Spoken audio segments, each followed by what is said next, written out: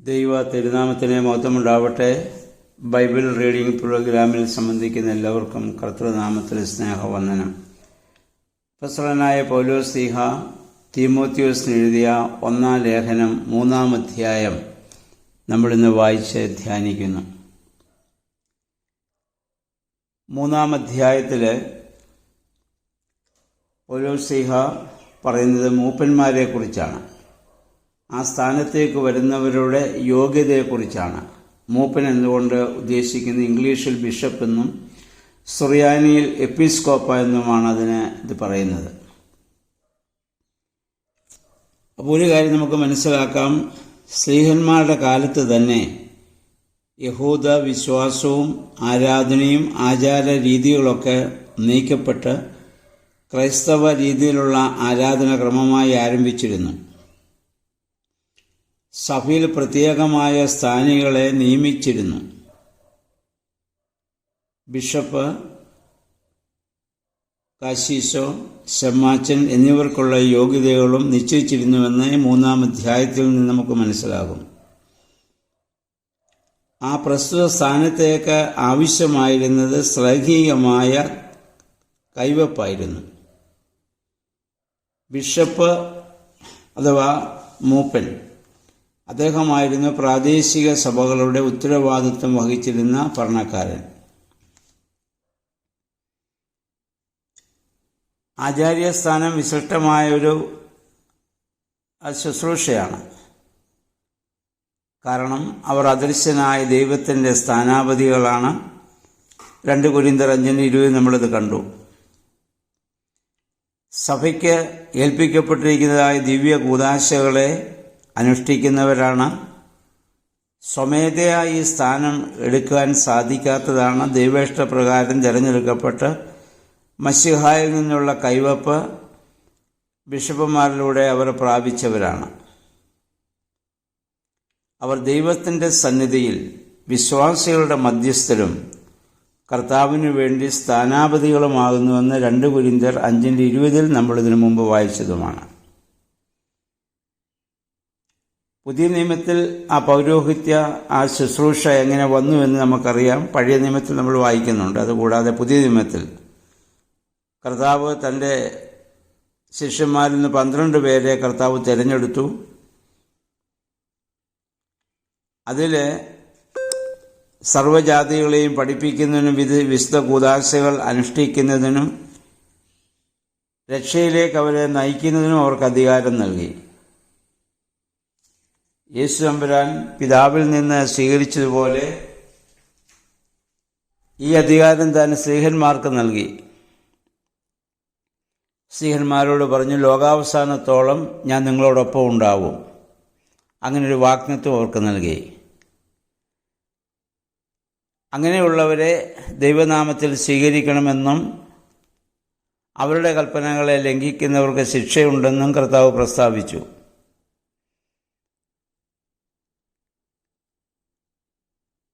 എന്നാൽ അങ്ങനെ ആ സ്ഥാനത്തേക്ക് വരുന്നവരുടെ യോഗ്യതയാണ് ഈ 3-ാം അധ്യായത്തിൽ അദ്ദേഹം ഇവിടെ പറയുന്നു. 3:1 മുതൽ 7 വരെ പറയുന്നു. 1, അവർ ലോകത്തിന് മുമ്പിൽ നല്ല സാക്ഷ്യമുള്ളവരായിരിക്കണം. 1-ലധികം ഭാര്യമാർ അവർക്കുണ്ടാകുവാൻ പാടില്ല. ഏക ഭാര്യയുടെ ഭർത്താവായിരിക്കണം.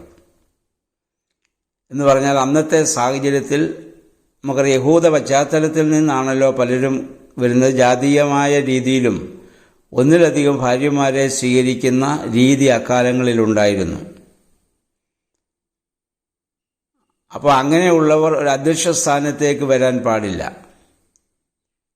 അതുപോലെ വിവാഹമോചനം നടത്തി വേറൊരാളെ വിവാഹം കഴിച്ചയാളും അധ്യക്ഷ സ്ഥാനത്തേക്ക് വരാൻ പാടില്ല. ഇതിൻ്റെ അർത്ഥം വിവാഹിതനായിരിക്കണമെന്നല്ല. വിവാഹിതനായിരിക്കണമെന്നായിരുന്നെങ്കിൽ അധ്യക്ഷ സ്ഥാനത്തേക്ക് വരുന്നവൻ വിവാഹിതനായിരിക്കണമെന്നാണ് എഴുതേണ്ടത്. അങ്ങനെ പറഞ്ഞിട്ടില്ല. 1-ലധികം ഭാര്യമാരെ സ്വീകരിക്കാൻ പാടില്ല. കാരണം അന്ന് അങ്ങനെ എല്ലാവരും മിക്കവാറും പേരെല്ലാവരും അന്നുണ്ടല്ലോ വിവാഹിതരാണ്. അത് 2-3 ഭാര്യമാരുള്ള ആളുകൾ അന്ന് സഭയിലുണ്ട്. അവർ അധ്യക്ഷ സ്ഥാനത്തേക്ക് വരാൻ പാടില്ല എന്നാണ് പറയുന്നതിനർത്ഥം. വിവാഹിതൻ ആയിരിക്കണമെന്ന് അവിടെ നിർബന്ധമില്ല. സന്യസ്തം വേണ്ടവർക്ക് സന്യസ്തം സ്വീകരിക്കാം. ഇതിനു മുൻപ് മത്തായിയുടെ സുവിശേഷമൊക്കെ വായിച്ചപ്പോൾ നമ്മൾ കണ്ടതാണ്. കർത്താവ് പറഞ്ഞു, വിവാഹം ഒരു വരമാണ്, സന്യസ്തവും ഒരു വരമാണ്. പിന്നെ സഭയിലെ അങ്ങനെ ഇവിടെ പൗലോസ്ലീഹ പറയുന്നത്, അധ്യക്ഷ സ്ഥാനത്തേക്ക് വരുന്ന ആൾ വിവാഹിതനാണെങ്കിൽ അദ്ദേഹത്തിന് കൂടുതൽ സഭയിലെ ആളുകളുടെ സ്വഭാവം എന്തെന്ന് മനസ്സിലാക്കുവാനും അതനുസരിച്ച് അവരെ നിയന്ത്രിക്കുവാനും സാധിച്ചേക്കാം. ഒരു അധ്യക്ഷൻ അനർമ്മദനും വിവേകശാലിയും അതിഥിപ്രിയനും പഠിപ്പിക്കുവാൻ കഴിവുള്ളവനുമായിരിക്കണം. മദ്യപനാകരുത്, ശാന്തനായിരിക്കണം, കലഹിക്കാത്തവനായിരിക്കണം, സ്വാർത്ഥതയോടെ സുഖജീവിതം ഇഷ്ടപ്പെടുന്നവനാകരുത്. എല്ലാറ്റിൽ നിന്നും ഉപരിയായി ദ്രവ്യാഗ്രഹത്തിൽ നിന്ന് പൂർണ്ണ സ്വാതന്ത്ര്യം നേടിയവനുമാകണം. എന്ന് പറഞ്ഞാൽ ഈ ശുശ്രൂഷയുടെ ലക്ഷ്യം പണസമ്പാദനമാവരുത്. അപ്പോൾ ഈ സാമ്പത്തിക കാര്യങ്ങൾക്കുള്ള ഒരു വലിയ അച്ചടക്കം അവർക്കുണ്ടാകണം. ഇതെത്ര വലിയ പ്രാധാന്യത്തോടെയാണ് പൗലോസ്ലീഹ ഇവിടെ പറയുന്നതെന്ന് മനസ്സിലാക്കേണ്ടതാണ്. പഴയ നിയമത്തിൽ ഇങ്ങനെയുള്ള കാര്യങ്ങൾക്ക് വലിയ പ്രാധാന്യം നൽകിയിട്ടില്ല. ഇസ്രായേൽ മക്കളോട് സമ്പത്തുണ്ടാക്കാവുന്ന അപകടങ്ങളെക്കുറിച്ചാണ് പറഞ്ഞിട്ടുള്ളത്. പക്ഷേ കർത്താവും ശിഷ്യന്മാരും ആ ധനത്തോടുള്ള മനോഭാവം എന്തായിരിക്കണമെന്ന് വ്യക്തമായി ഇവിടെ പറയുന്നുണ്ട്. പുതിയ നിയമത്തിൽ നമുക്ക് കാണാൻ പറ്റും. ഒരു അധ്യക്ഷൻ തൻ്റെ മക്കളെ നിയന്ത്രിക്കുവാൻ കഴിവുള്ളവനായിരിക്കണം എന്ന് പറഞ്ഞാൽ അദ്ദേഹം ചോദിക്കുന്നത് മക്കളെ നിയന്ത്രിക്കാൻ കഴിവില്ലാത്തവന് സഭയെ എങ്ങനെ നിയന്ത്രിക്കാൻ സാധിക്കുമെന്നുള്ളതാണ്. വാസ്തവത്തിൽ ഒരു ഭവനമാണ് ആദ്യത്തെ സഭ. ഭാര്യയും ഭർത്താവും മക്കളും കൂടുമ്പോൾ അതൊരു ഗാർഹിക സഭ എന്ന് കത്തോലിക്ക സഭയെ പറ്റി പറയാറുണ്ട്. ഗാർഹിക സഭ, കുടുംബത്തിലെ സഭ.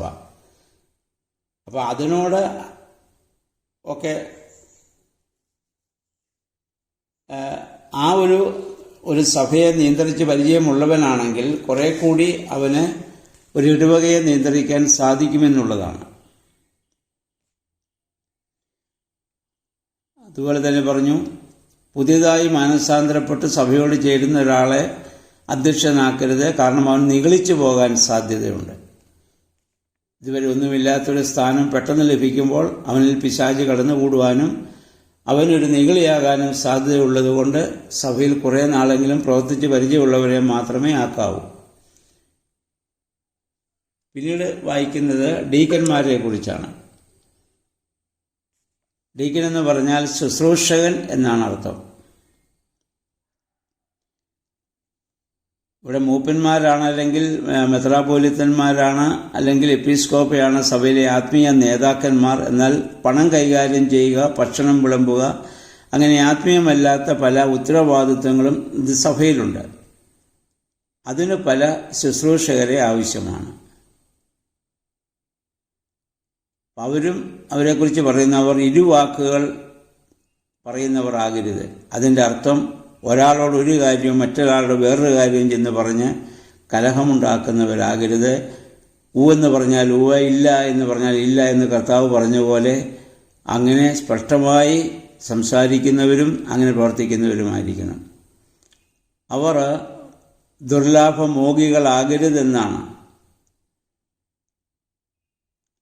അവരുടെ നിർമ്മലമായ മനസാക്ഷിയിൽ വിശ്വാസത്തിൻ്റെ മർമ്മം കാത്തു സൂക്ഷിക്കുന്നവരായിരിക്കണം.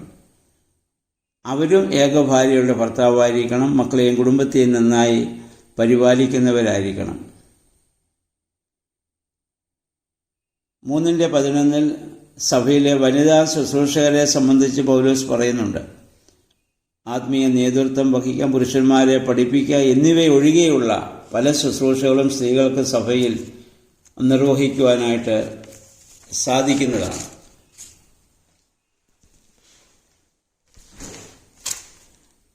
അവരെക്കുറിച്ച് പറയുന്നു, അവർ ഏഷണി പറയുന്നവർ ആകരുത്.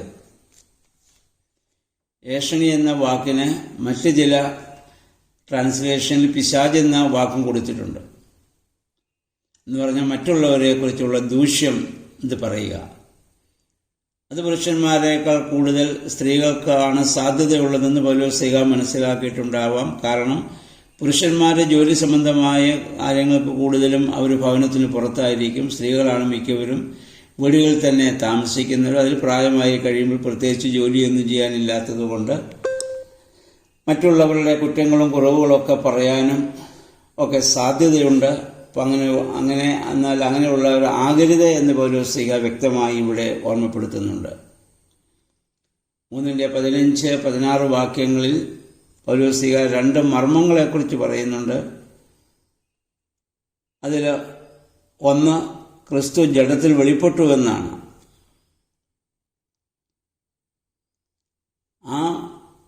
അതെന്താ മർമ്മമെന്ന് ചോദിച്ചാൽ എഫേസ്യർ 5:32 നമ്മൾ നേരത്തെ വായിച്ച പോലെ സഭ ക്രിസ്തുവിനോട് ചേർന്ന് ഒരു ശരീരമായി തീരുന്നു എന്നുള്ളതാണ് ഒന്നാമത്തെ മർമ്മം. 2, അങ്ങനെ ആ ക്രിസ്തുവിൻ്റെ ശരീരത്തോട് നമ്മൾ ചേർക്കപ്പെടുന്നു എന്നുള്ളതാണ് രണ്ടാമത്തെ മർമ്മം. അപ്പോൾ ക്രിസ്തു മനുഷ്യനായി തീർന്നു. ഒരു മനുഷ്യൻ എങ്ങനെ പാപരഹിതനായി ജീവിക്കാൻ സാധിക്കുമെന്ന് ലോകത്ത് കാണിച്ചു തന്നു.